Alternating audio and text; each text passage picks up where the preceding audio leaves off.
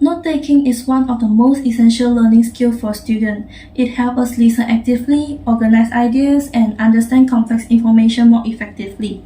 When I was in secondary school studying business, I used to write down everything the teacher said.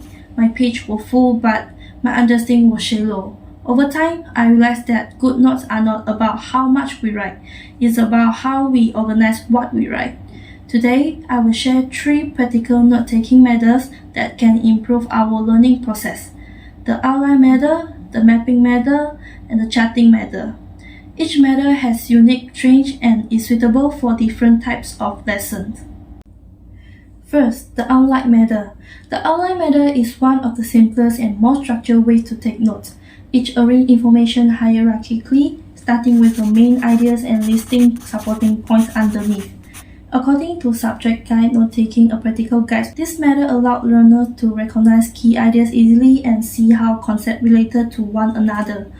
When I study topics like marketing mix, I use the outline method to list the 4 P: product, price, place, and promotion, with details below each heading.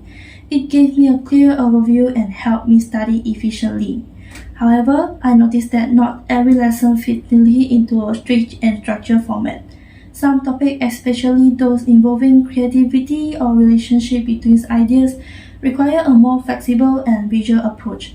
That's when I turn to the mapping method, a technique that turns ideas into a visual network. Second, the mapping method.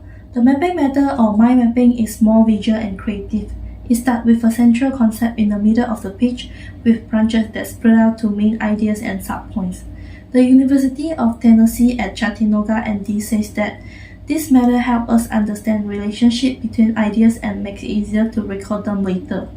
When I learn business ethics, for example, I place the word ethics in the center and drew lines to honesty, fairness, and responsibility. The colors and lines help me see how these values connected to each other.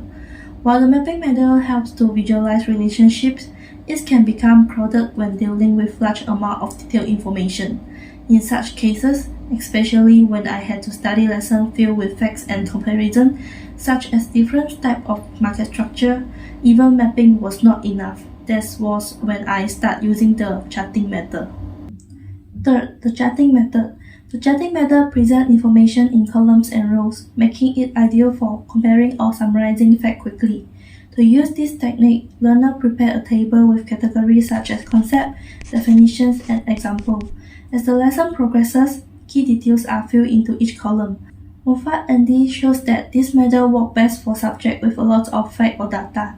For example, when I study market structure, I create a chart comparing monopoly, oligopoly, and perfect competition. This saves time during revision and makes patterns easier to identify.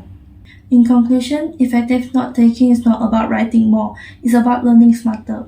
The outline method helps organize structured topics, the mapping method makes connection visual and memorable, the charting method simplifies comparisons and reviews. Each method serves a different purpose, but together they help learners listen actively, think critically, and study efficiently. From my own experience, mastering this technique not only improved my academic performance, but also made learning more enjoyable and meaningful. So, next time you take notes, don't just copy. Organize, connect, and create. That's true art of effective note-taking.